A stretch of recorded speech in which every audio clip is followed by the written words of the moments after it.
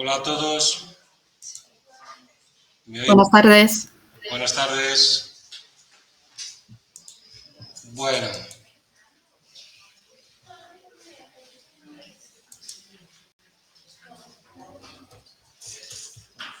Vamos a continuar donde creo que lo dejamos por aquí el otro día.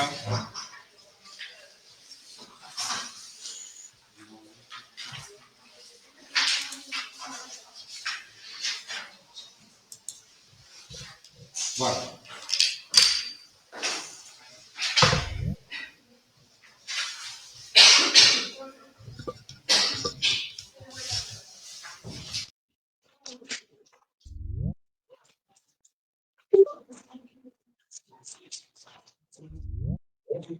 Bueno. Hablábamos el otro día. Bueno, recordaros. Todo tiempo lo voy a seguir recordando. Acordaros de las tareas obligatorias que tenéis que hacer. Solo me lo ha entregado, no llega al 25%. Los días van pasando, son 5 o 10 minutos lo que tenéis que hacer. Colgar el currículum y una experiencia en el tema 2, ¿vale? Una experiencia en un proceso de selección vuestro, de algún familiar, de algo personalizado, lo que quieras, ¿vale? Estamos en la asignatura de recursos humanos y, por lo tanto, esas dos tareas son obligatorias. Currículum, el vuestro. ¿Vale? Recordaros también que con una compañera, cuando subíamos, lo que la plataforma os oferta es un libro distribuido en temas. ¿De acuerdo? Es como, no sé, como que comparar. Pero de ese libro yo lo que intento con las exposiciones, las presentaciones, los resúmenes, los comentarios, es extraer aquello que es más importante. ¿Vale? Pero globalmente siempre es conveniente cogerse, leerlo, sacar alguna idea y luego en las presentaciones pues, está el resumen de lo más importante. Y cuando lleguemos a temas laborales prácticos, está actualizada. La normativa que yo os dé estará actualizada. ¿De acuerdo? Vale, entonces, seguimos donde nos quedamos. Habíamos hablado en el tema 2 de la motivación, de la importancia de la motivación en materia laboral, de que el trabajador tenga esa recompensa en distintas maneras, incluso hablábamos del salario emocional. Y nos quedamos con un factor importante también que es la formación, que un trabajador pueda acceder a una carrera profesional dentro del mundo laboral, dentro de su empresa. ¿Vale? Esta formación no puede ser improvisada, sino que tiene que estar planificada, ¿vale? Por parte de la empresa. Tiene que llevar un presupuesto, un costo. Tiene que ser el Departamento de Recursos Humanos quien se encargue. Tiene que haber un análisis de esa formación. ¿Qué formación es necesaria para la empresa? Ahora veremos qué tipo de formación, ¿vale? ¿A qué trabajadores va a ir dirigido? ¿Por qué se selecciona ese tipo de trabajador? Los horarios, si se va a hacer fuera del centro laboral, etc. Todo eso debe estar planificado. ¿Qué técnicas se van a utilizar? Pues hay muchas. Las más habituales, las más corrientes, son los cursillos concretos, a veces en el puesto de trabajo. Es decir, si vamos a trabajar con un programa concreto, con un programa nuevo que se va a instalar en la empresa, pues a lo mejor es en la empresa, no tienes que ir a ningún sitio. A veces utilizamos la enseñanza a distancia o la enseñanza semipresencial, ¿vale? O otro tipo de cursos o de formación. La rotación de puestos, los entrenamientos personales, el overtraining para hacer equipos, dependiendo del tipo de empresa, dependiendo del número de empresa, etc. Este tipo de formaciones generalmente se suele dar a mandos intermedios y a directivos. Es decir, empresas, por ejemplo, grandes empresas que contratan a grandes comunicadores para que formen a sus empleados. Y os puedo decir de empresas como en su momento Bankia contrataba a periodistas de medios de comunicación de renombre, Matías Prats o otro tipo de periodistas, hombres y mujeres, para formar a sus empleados. Generalmente directivos. La utilización de actividades lúdicos deportivas para hacer equipo. Eso de llevarte fuera, alojarte en un hotel un fin de semana para intentar conocer y que los empleados se conozcan. Otras técnicas, representación de obras de teatro, utilizar a formadores de actores para formar a directivos que tienen que hacer frente al público. Cursos de formación, el desempeño de papeles, es decir, bueno, tenéis diferentes. A mí personalmente, muchos de estos van hacia, insisto, que van hacia directivos. A mí personalmente, una de las que me gusta siempre es el mentoring. Una persona experta, una persona con experiencia que acompaña, no decide por, sino que ayuda al trabajador nuevo que se incorpora, trabajador o trabajadora, ¿vale?, para que le ayude en la gestión de ese trabajo. Nosotros aquí lo utilizamos, es voluntario, porque no se tendría que utilizar más. No es lo mismo un profesor que lleva muchos años de experiencia, que también tiene sus problemas, que un profesor que lleva. Los que aquí sois todos chicas, en casa me estarán escuchando también, pero no habéis oído esa frase o no habéis utilizado esa frase, si sois madres, padres, ¿de qué ganas tengo de que empiece el colegio? Hay uno, dos hijos. ¿Vale? Imaginaros una gestión de aula con 25 alumnos. Adolescentes de 13 años, de 12, 13 años. Imaginaros.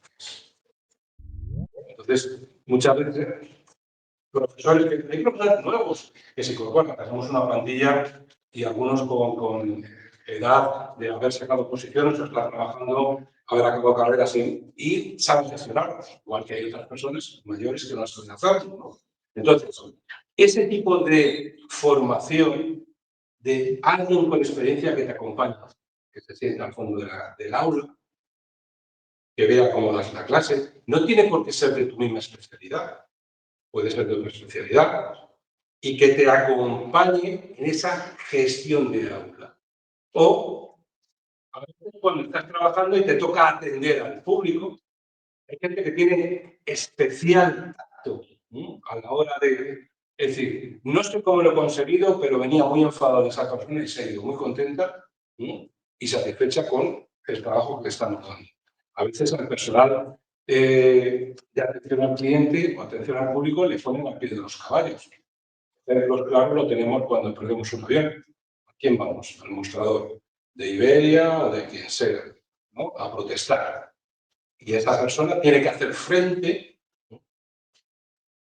a una masa enfurecida, porque nos enfadamos, porque estamos preparados para las vacaciones, porque resulta que tenemos que enlazar con otro vuelo. Y esas personas las tienen que preparar, porque si no, el desgaste emocional es increíble. A veces acompañar a alguien que tenga esa experiencia, que sepa, mire usted, tal, porque muchas veces yo no estoy de acuerdo, es decir, no puedes dar la información completa, porque a lo mejor no la tienes, pero sí la suficiente para que la persona se quede tranquila y sepa, pues eso. ¿Por qué ha sucedido esto? ¿Por qué ha pasado esto? O por qué sea. Esto, el acompañar, el mentoring, la mentorización, para mí me parece que es una de las formas de formación, para la redundancia, más importantes y que mejor funciona. ¿Vale? Pero ya insisto, que hay muchas, multitudes. Y a veces también es importante otro tipo de formación. La empresa a veces se empeña en formar al trabajador, que está bien, en la utilización de nuevos programas informáticos, nuevos métodos de trabajo, pero a veces es necesario, a nosotros nos lo quitaron en su momento, pero teníamos formación que nos ayudaba en otros aspectos. Por ejemplo, cuidado de las cuerdas vocales. Teníamos que aprender a entonar, porque es nuestra herramienta de trabajo. es decir, la garganta, la blanca, ese tipo de cosas. O teníamos cursillos de teatro. El aula es un teatro. Somos actores. No dejamos de ser actores. Además, el guión cambia de semana en semana. Pero no dejamos a veces unos gestionamos más, otros. Pero también te ayudaba eso para ayudar a la gestión de obra. O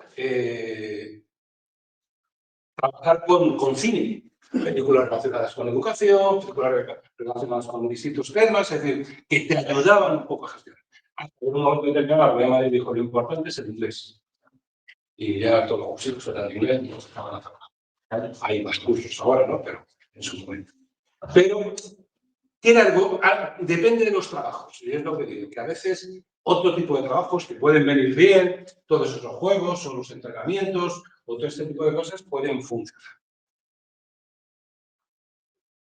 De los salarios de los trabajadores, de lo que pagan las empresas, hay un apartado que va a formación.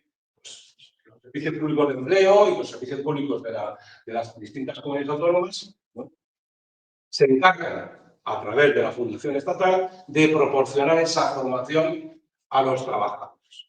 La empresa tiene o dispone de unos créditos de formación que dependerá un poco del tamaño de la empresa. Eso sí, lo veremos cuando calculemos los ejercicios, las nóminas de nuestra nómina, los que trabajéis, veréis que hay un apartado que se dedica a formación. Un 0,10 de la trabajador, un 0,10%, y un 0,60 de la empresa. ¿Vale? El expediente de los trabajadores también depende de recursos humanos. Un expediente donde va a constar toda la historia laboral. La mayoría de las empresas lo tienen automatizada. Ya. Otros no. Otros en parte que sí y parte en papel.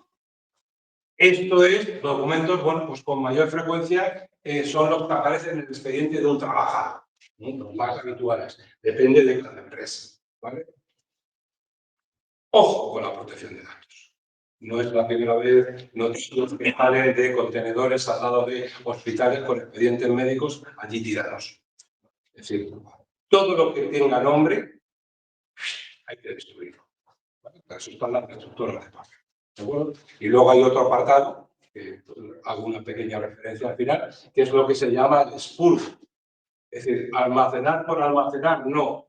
Que aquello que no tenga un valor, lo veis en la asignatura de empresa y administración con el tema de los archivos y los archivos públicos. Es decir, hay cosas que se guardan, hay otras cosas que están repetidas y que se quedan en el libro, que es lo que se conoce como expurgo. ¿Y cuánto tiempo se guarda la información? Pues dependerá un poco de lo que legalmente se establezca. En función si es legislación laboral, legislación fiscal, el Código de Comercio, es decir, marcan los plazos. Eso lo tenemos que tener muy claro. ¿Cuánto tiempo tenemos que guardar la documentación dentro de la empresa? Una vez que pasa el periodo correspondiente, se elimina.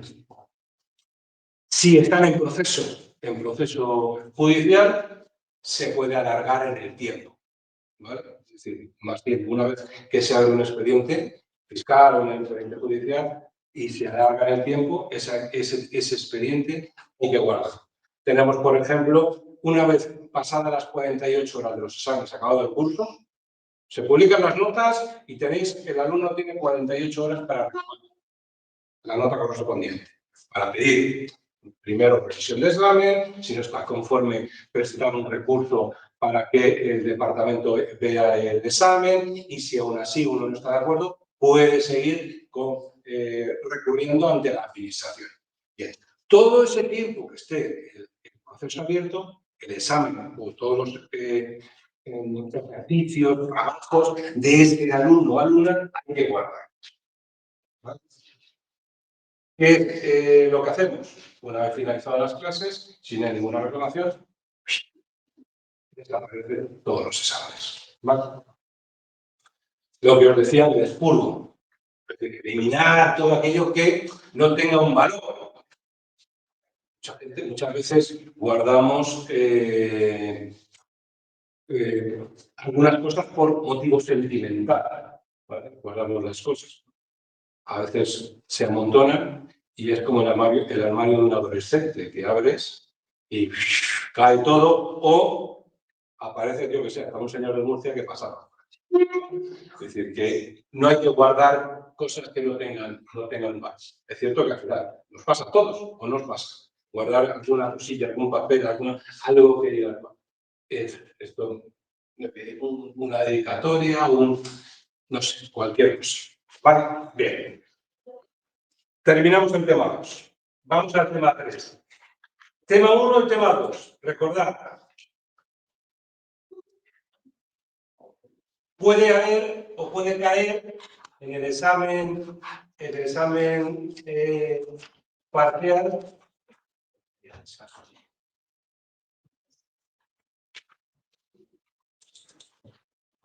Dos preguntas, 3 a lo sumo, ¿vale? ¿Dónde va a entrar lo fundamental? En el tema 3. 76,66, que me gusta especificar, vale el tema 3. Más o menos. 16 preguntas tipo test, de las 16, 12, 13 suelen ser del tema 3. El tema 3 está dividido en 4 apartados, 4 grandes apartados. Los vamos a ver de manera general. Tened en cuenta que todo esto, más en profundidad, se ve en la asignatura itinerario personal para la empleabilidad. Entonces, combinamos. Yo, para que todo nos vaya sonando, porque cuando hablemos de la práctica, pues tengamos cosas que nos suenen. Vamos a hablar un poquito de la normativa laboral, ¿de acuerdo? En el siguiente apartado de este tema 3 hablaremos del contrato, del concepto y características del contrato, ¿vale? En el tema 3, en el apartado 3, haremos breve referencia a las modalidades de contrato que existen en España. Y por último, y fundamental, porque además nos va a servir para la práctica, las modificaciones, suspensión y extinción del contrato de trabajo. ¿Vale? Esos son los 4 apartados en el que divido el tema 3. Luego, ya posteriormente, vemos el tema 4 brevemente y liquidamos la teoría. Y empezamos con la práctica y hasta mayo, práctica. Haremos con finiquitos, despidos, etcétera. Veremos nóminas sencillas, luego las iremos complicando un poquito más para que cuando acabe mayo tengáis conceptos básicos, buenos conceptos en materia de liquidación, materia de finiquito y nóminas bastante grandes, ¿de acuerdo? Pues habrá cosas que no sepamos porque no nos da tiempo. Bien, hablamos de la normativa laboral. En la evolución del siglo XIX. En el siglo XIX estamos hablando, que ya habíamos comentado en las distintas teorías, en los primeros temas, de la revolución industrial. ¿Vale? Hay un cambio, un proceso de industrialización. El poder del empresario ante los trabajadores.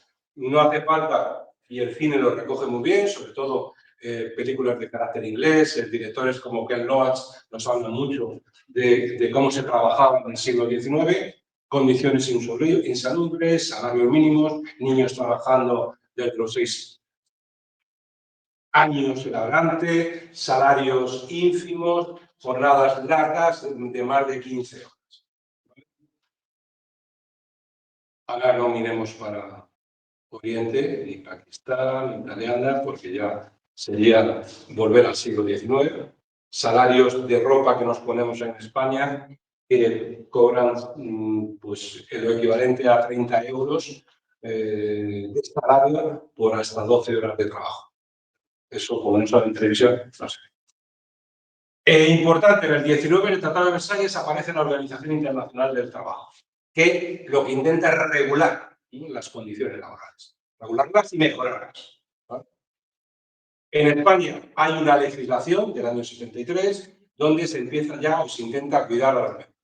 En el siglo XX, en el 31, durante la Segunda República, España es un país bastante avanzado donde se recogen derechos de huelga, jornadas laborales entonces de 48 horas, libre sindicación, evidentemente, con la dictadura todo esto se suspende.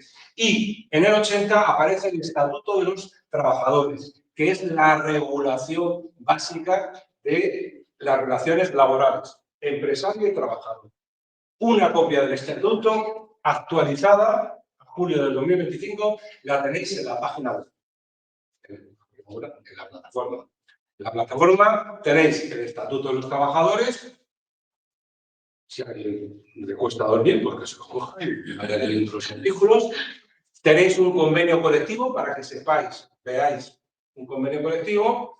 Tenéis, que es bastante interesante, tengo que mirarlo porque me parece que poner la guía laboral que emite el Ministerio de Trabajo, que es una guía gratuita, que antes la comprábamos, en el instituto la comprábamos como consulta y que ahora te la puedes descargar desde internet, ¿vale?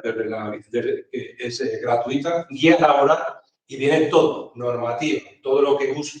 Aunque ahora con esto de la inteligencia artificial ya no necesitas nada, porque preguntas cualquier cosa y te aparece ahí mil historias, que no sé si serán verdad o no, pero una me imagino. ¿Vale? Pero es un poco la evolución, ¿vale? La evolución de lo que es el tema del trabajo. Definimos derecho laboral, que es importante, el conjunto de normas que regulan las relaciones individuales y colectivas, que desarrollan en el ámbito profesional, origen en el trabajo prestado, de forma personal, voluntaria, por cuenta ajena, retribuida y en dependencia de empresario a empresario. ¿Qué quiere decir esto? Que para que un trabajo se considere dentro del ámbito del derecho laboral, tiene que reunir estos 5 requisitos. Si no reúne los 5, no se considera dentro del derecho laboral. Ahora veremos algunas que están excluidas. Por ejemplo, es voluntario. Evidentemente, uno va libremente a desempeñar su trabajo. Le contratan y lo deja cuando quiere, ¿vale? Voluntario. Es por cuenta ajena. Por lo tanto, ya excluimos a los autónomos del derecho laboral, ¿vale? Aunque tengan derechos laborales, eso es distinto, derecho a paro, a prestación económica, sanitaria, etcétera, pero no forma parte del ámbito del derecho laboral, como no forma parte de los funcionarios. Por cuenta ajena, es decir, yo trabajo para otra persona, ¿vale? Es dependiente. El empresario es quien ordena cómo, cuándo y se debe trabajar en las condiciones establecidas en el contrato de trabajo. Es retribuido, evidentemente, uno no trabaja por honorarte, tiene derecho a una prestación, a un salario, y el empresario a obtener el fruto de ese trabajo.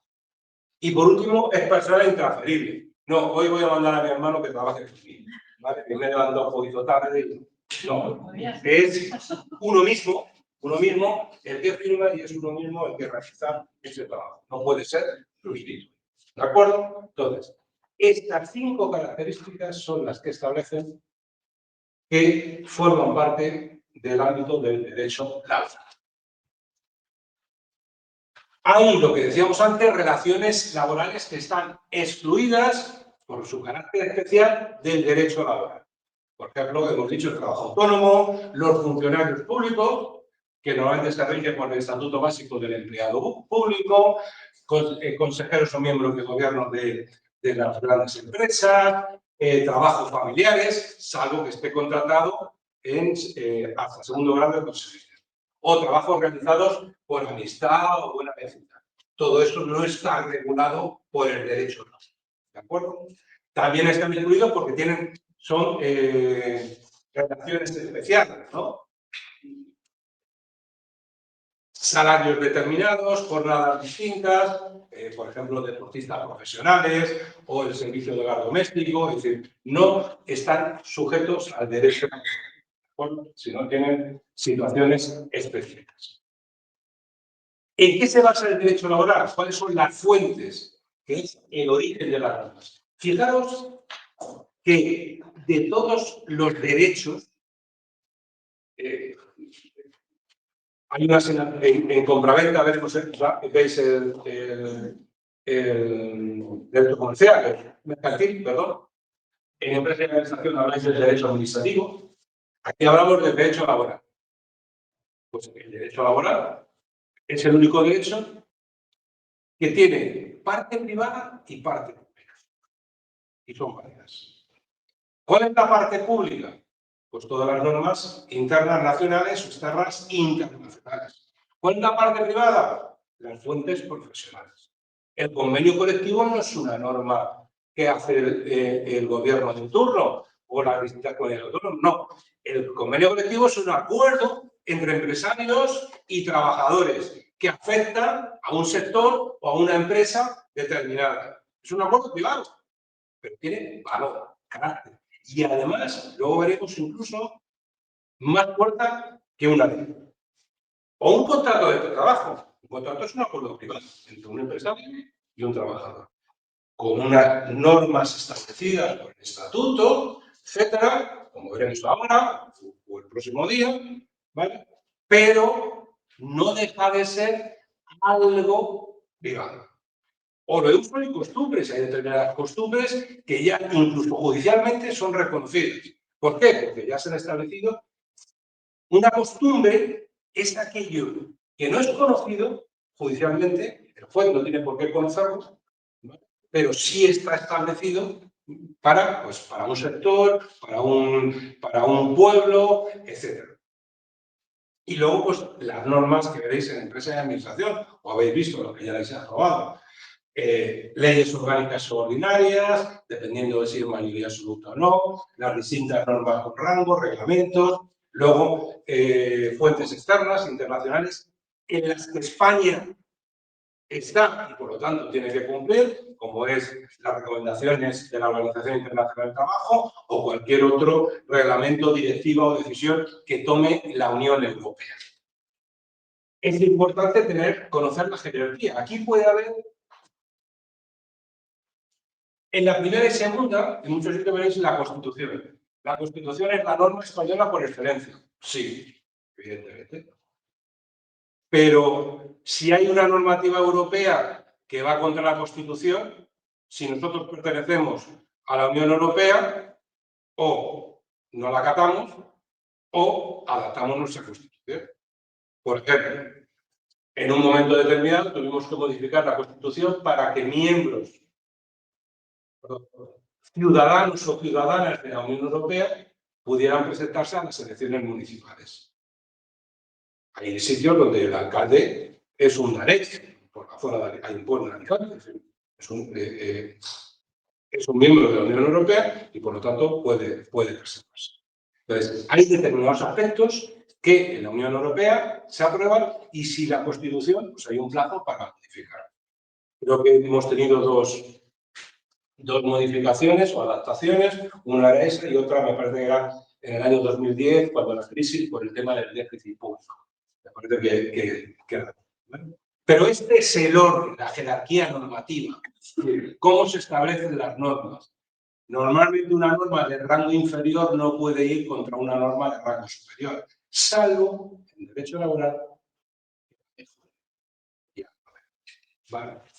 En materia europea, se basa en el principio de no discriminación. No discriminación entre los ciudadanos de los distintos países. Tenemos libre circulación de trabajadores, es decir, tú puedes trabajar y residir en cualquier país miembro de la Unión Europea con los mismos derechos laborales de cualquier ciudadano, ¿vale?, de ese país, ya sea alemán, francés, italiano, inglés, no, portugués. De prestación de servicios, es decir, los trabajadores independientes, por ejemplo, un escultor o otro tipo, pues creo que os he puesto un ejemplo de un fisioterapeuta. Si tú demuestras que en otro país de la Unión Europea has estado desempeñando esa actividad entre 3 y 6 años, lo puedes hacer. O libertad para formar tu empresa, crear tu empresa en cualquier país miembro de la Unión Europea. Por ejemplo, los profesores de distintos países europeos pueden dar clase. ¿Vale? Pueden, además, bueno, ahora lo veremos. Condiciones de trabajo armonizadas, es decir, hay unos mínimos igual en todos los países de la Unión Europea, que es obligatorio cumplir en determinados contratos de trabajo, protección de salud, protección de trabajar, etc. Esto no significa que puedan establecer mejores condiciones laborales. Reconocimiento de cualificaciones para poder ejercer con los títulos en cualquier país. reconocimiento, acceso a la función pública, excepto en aquellos que impliquen parte del poder público, por ejemplo, el ejército, la policía o la alta administración. Pero sí te puedes presentar a una oposición, es conveniente hablar el idioma. Bueno, eso, presentarte a dar clase, yo qué sé, de contabilidad en Italia sin saber italiano, pues no creo que lo consigas, ¿no? Pero sí puedes dar clases si dominas el italiano. Y luego la formación de los trabajadores. El Fondo Social Europeo, que, por ejemplo, todos los estudios de formación profesional, los de distancia no, ni los que creo recordar que los de grado básico, pero el resto de estudios sí están financiados por el Fondo Social Europeo, es decir, quiere decir que a los profesores, o en este caso la Comunidad Autónoma de Madrid, el Fondo Social Europeo le da dinero para hacer frente al pago a alumnos y profesores de formación profesional. Aquí os pongo algunos ejemplos. Bueno, uno que de nacionalidad italiana, que quiere presentarse a unas oposiciones, debe estar abierta a todos los ciudadanos. Os pongo los ejemplos para que le echéis un vistazo, ¿de acuerdo? Para que os sirva de referencia. Otro que ha trabajado, creo que era el fisioterapeuta. Los tenéis todos, ya sabéis que lo tenéis todo colgado en la página web. Lo colgué el otro día, el sábado, me parece, que lo puse ya en Esto sí es importante, porque afecta y tenemos que conocer. ¿Cuáles son los principios para la aplicación de normas laborales? Ya hemos dicho que la norma de rango inferior no puede contradecir una norma de rango superior, pero sí puede establecer condiciones más favorables. Existen 5 principios básicos en materia laboral. El principio de norma mínima, una norma de rango superior establece el contenido mínimo. El contenido mínimo. Es decir, no se puede especificar todo. La Constitución establece una serie de principios básicos, las leyes desarrollan esa Constitución, luego de las leyes salen unos reglamentos, luego de los reglamentos pueden salir órdenes ministeriales, etcétera, etcétera. Todo se va desarrollando, pero no se puede especificar todo. Pero en momentos determinados se pueden llegar a acuerdos. Entonces, las normas establecen lo mínimo y siempre se puede mejorar. No establecer peores condiciones. Norma más favorable. Cuando existan 2 o más normas, se aplica la que en su conjunto beneficie más al trabajador. ¿Vale? Irrenunciabilidad de derechos, es decir, un trabajador no puede renunciar a no tener vacaciones o no puede renunciar a no cobrar determinadas prestaciones a las que tiene derecho. No es que el empresario me cae muy bien, es muy majo, entonces este mes, en vez de pagarme, le he dicho que me pague la mitad. No, es que, a ver, sé que tengo derecho a 30 días de vacaciones, pero pobrecillo, ¿para qué? Me quedo y ya está. Luego sabemos que hay empresas que pagan, lo mínimo suele ser disfrutar al menos 15 días continuados, que elige el trabajador y otros 15 días que normalmente se coge el empresario. Aunque eso ya hay normativa que no está clara. Condición más beneficiosa, si una norma laboral establece mejores condiciones o unas condiciones que se fijaron anteriormente, no la puedes eliminar. Yo os pongo el ejemplo del club de transporte. Yo, cuando me contrataron en mi contrato venía el club de transporte y 7 años después ahora quieren quitarlo. ¿Por qué? No. Tienes derecho a continuar con ese club de transporte. Y por último, en materia judicial, lo que se llama indubio pro operario. Es decir, ante dudas, falta de pruebas, etcétera, el beneficiado o la interpretación del juez siempre va a ser favorable hacia el trabajador. En otras leyes, que las hemos oído en las últimas fechas, que se llama también indubio pro reo, Es decir, beneficia al... pero son las normas, es decir, en un momento determinado las leyes cambian y pueden aplicar jurisprudencia o legislación anterior. Os pongo también algún ejemplo típico de jerarquía normativa. Contrato de trabajo, convenio colectivo, salario mínimo interprofesional. El salario mínimo fija el mínimo, por eso se llama salario mínimo. El contrato fija, son cantidades inventadas, el sueldo mensual, según convenio, 900 euros. El contrato, 1.000 euros. Y el salario mínimo, 950. De momento el convenio ya tendría que cambiar, ¿vale? Porque está inferior al salario mínimo. Estamos hablando para horarios de 8 horas. Son 3 normas distintas, ley, convenio colectivo y contrato, de orden de mayor a menor, y la que se aplica es la del contrato, que es la que es la condición más beneficiosa, la norma mínima, ¿no? 1.000 euros es lo que establece el contrato. ¿Por qué? Porque puede establecer condiciones más favorables para el trabajador, ¿vale? En este caso serían los 1.000 euros. No es decir, no es que yo te hice un contrato de 1.000 euros, si ahora el gobierno fija 950, se siente, te quito 50 euros. No. El contrato estableció que yo cobraba 1.000 euros, ¿vale? Otras, pues, la aplicación de 25 días de vacaciones naturales. El estatuto establece 30 días de vacaciones, hay empresas que establecen más, es decir, pueden mejorar. Lo que no puede es empeorar lo que establece una norma, ¿vale? Entonces, aquí no se aplica. Otro es lo de las jornadas de horas. El convenio colectivo no puede establecer más horas de las establecidas. ¿De acuerdo? Pues esto es lo mismo. La norma, en este caso, de aplicación más favorable es la de el convenio colectivo, perdón. El convenio no puede establecer 42 horas, sí, 37 horas y media o 35. ¿Vale? Otra norma, un periodo de prueba de 1 mes como máximo. La empresa puede aplicar a un contrato el periodo de 6 meses que establece el estatuto, ¿es correcto?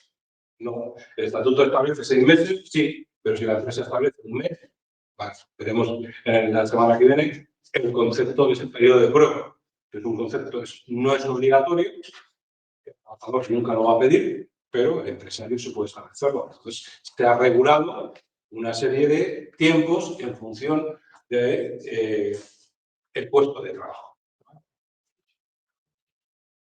Otras, en este caso, pues eso, que no elaboren las pagas extraordinarias. Las pagas extraordinarias, también lo veremos. Es decir, normalmente en este país se había establecido como mínimo 2 pagas extraordinarias. ¿Qué pasa? Que desde hace unos años los contratos vienen prorrateadas. Cuando te dan el salario, es decir, antes daba gustillo eso de llegar a la vida, paga extraordinaria. Yo todavía tengo ese gustillo, ¿vale? Que cuando llega la paga extraordinaria antes de que salga la lotería o después de la lotería, llega la paga. Es decir, no me ha tocado la lotería, pero llega la paga extraordinaria de verano o de Navidad. Ahora ya todos los contratos generalmente van dentro de la nómina del mes. Entonces no viene eso, ¿no? Pero uno no puede renunciar a ese derecho, ¿no?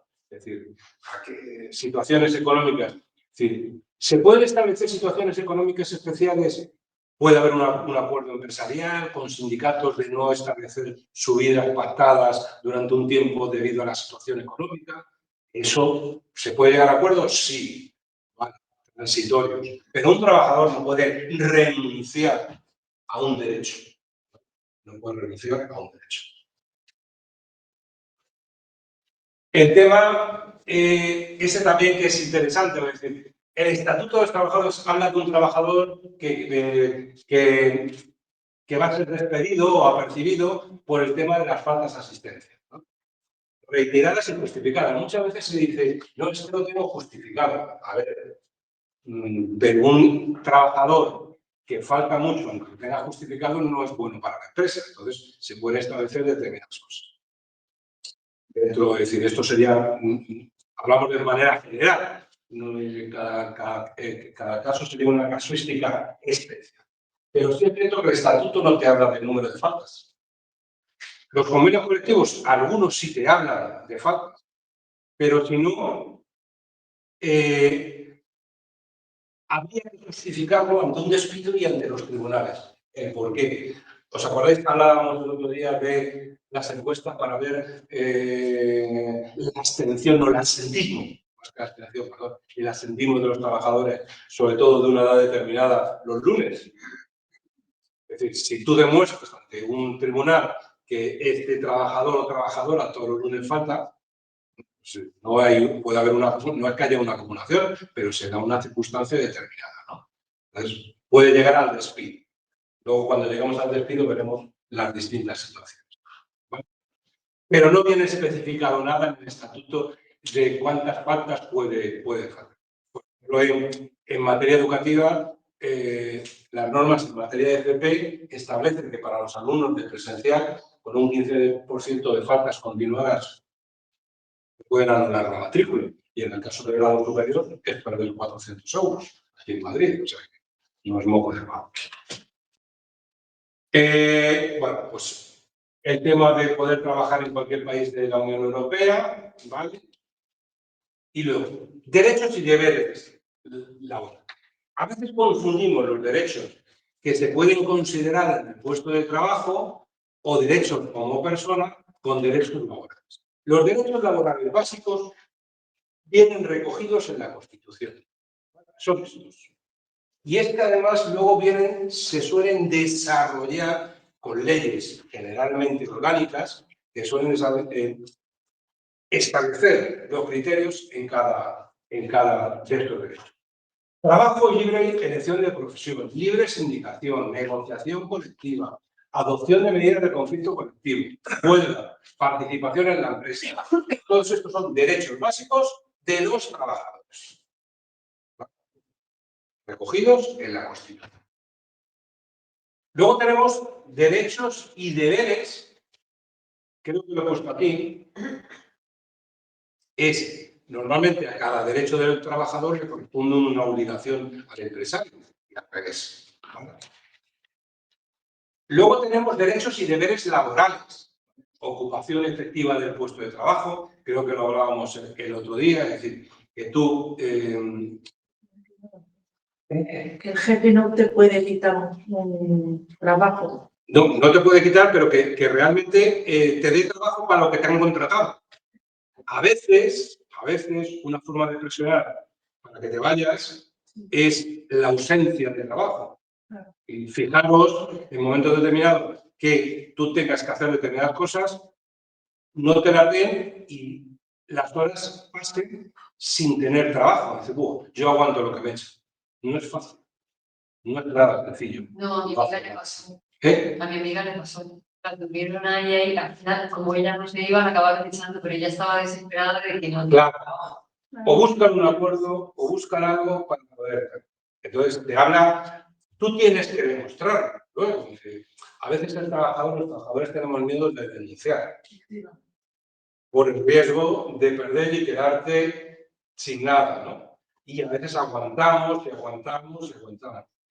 Pero uno tiene derecho a eso. O a la promoción y formación profesional, integridad física, es decir, que en el siglo XXI se sigan falleciendo trabajadores por motivo de accidentes laborales. Hace poco, es decir, cada día todavía cae. Respeto a la intimidad y a la conservación de vida de la dignidad, protección puntual de salario, bueno, todo eso. A no ser discriminado, evidentemente, ni por razón de edad, sexo, estado civil, raza, condición y la función, etc. O protección frente a ofensas verbales, físicas o sexuales. ¿De acuerdo? ¿Existe? Claro que existen. Son derechos relacionados con el trabajo. Y luego tenemos derechos, obligaciones laborales por parte del trabajador. Cumplir con tus obligaciones del puesto de trabajo. Es algo que en los últimos tiempos se está dando, por ejemplo, obligaciones del puesto de trabajo, una de ellas establecidas en relación a la siguiente: no utilizar el móvil durante periodos laborales. Cada vez es más difícil. Y no os podéis imaginar la cantidad de alumnos que todos los años, en los últimos años, nos dicen a este señor, a esta señorita no lo quiero porque no hacen nada. Si es que tengo el móvil ahí, pero lo miras y sacas. Y luego buscan otra táctica que es colgar en el WhatsApp web. Tener el WhatsApp en la web. Estás trabajando y tienes el WhatsApp. Pues puede suponer despido. O utilización de correos personales, todo este tipo de cosas. Y no nos damos cuenta de la importancia. Y es una tarea. Aquí la tenemos, continua. Es decir, que un alumno le mandes a hacer las prácticas y que los 2 días te digan, mira, quedaros con él. Porque, claro, no solo el daño que recibe, es el daño que le hace al centro. Porque ya nos dicen, mira, este año no quiero más alumnos. Y se van a buscarlos a otro sitio. Estás fastidiando a otros compañeros. Es decir, todas las empresas tienen reglamentos de régimen interno, reglamentos que hay que cumplir. Nosotros esa cláusula la tenemos puesta en el contrato. O sea, lo tenemos puesto como cláusula. Y es que no se le da importancia. No se le da importancia. Pero no se le da importancia porque la sociedad tampoco le da esa importancia. Porque ¿cuántos cogen el móvil y se le dan a la niña para que no moleste? Y ya los niños con 2 años hacen así. Sí. Y saben lo que es TikTok. Es decir, ya no dicen papá, mamá, dicen TikTok. Esa es la primera palabra que dicen.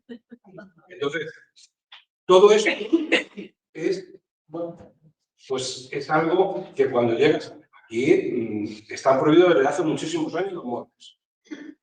Mucho. Ya es normativa oficial de la Comunidad de Madrid.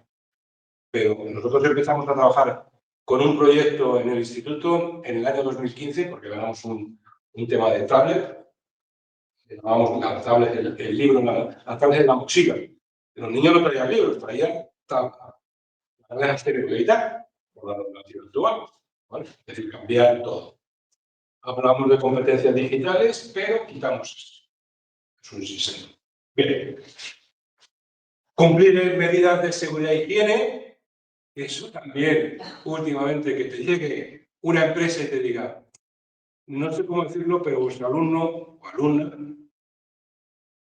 es recomendable que se duchen más a menudo. Si te digan eso, Bueno, también. ¿eh? Adultos también. No, yo te estoy hablando de materia laboral.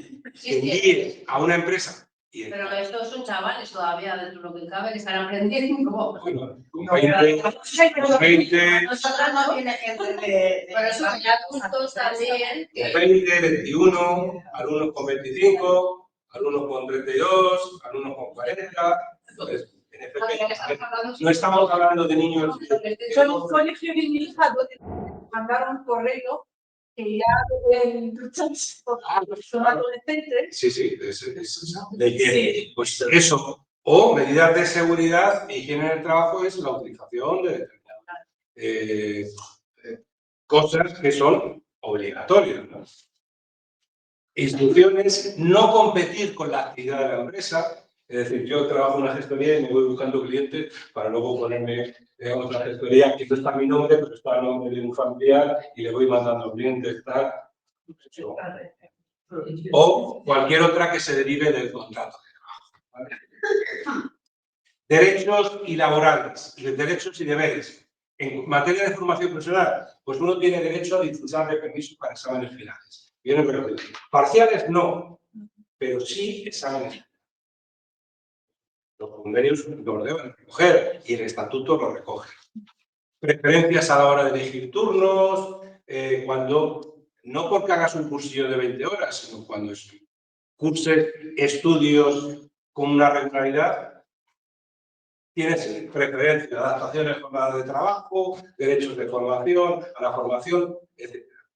Yo siempre digo que luego todas las empresas, esto es la norma, y luego las empresas hacen lo que quieren. Pero sí debéis conocer vuestro convenio colectivo. ¿Cuáles son las normas a las que tenemos derecho? Y los convenios suelen estar. Porque muchas veces te dicen, no, según el convenio vas a ganar 1.200 euros. Pero, pero cuando tú dices, según el convenio, tengo derecho a esto. Ahí ya no se aplica el convenio. El convenio es la norma global. ¿De acuerdo? Y ahí. La Constitución establece que en materia laboral es competencia del Estado legislar para que todas las comunidades... 30 segundos, sí. Siempre ojito clase. ¿Vale? Entonces, el Ministerio de Trabajo establece, junto con las comunidades autónomas, lo que hacen es desarrollar esa norma. ¿Vale? Tenéis ahí la función del Ministerio de Trabajo, tenéis la función de las comunidades autónomas y de la Inspección de Trabajo. La Inspección de Trabajo que actúan por iniciativa propia. Normalmente los inspectores de trabajo siempre se quejan de que no son suficientes. Pueden, por orden de un órgano superior o por denuncia, intervenir. ¿De acuerdo? Y por último, en materia de jurisdicción laboral, tenemos de menor a mayor los distintos juzgados de lo social en un ámbito más provincial o en capitales, tribunales superiores de justicia, comunidades autónomas, la Audiencia Nacional para ver casos o conflictos de esas comunidades, o el Tribunal Superior, que es el que puede emitir ya jurisprudencia de carácter laboral. ¿Vale? ¿De acuerdo? Y nada más, esa sería la primera parte del contrato de trabajo. ¿Vale? La semana que viene continuamos con la segunda parte. Todo lo hemos El FOL se ve en itinerario para la unidad. Bueno, que tengáis una semana, cualquier cosa, me decís, me escribís. ¿Vale? Gracias. Gracias. Hasta luego.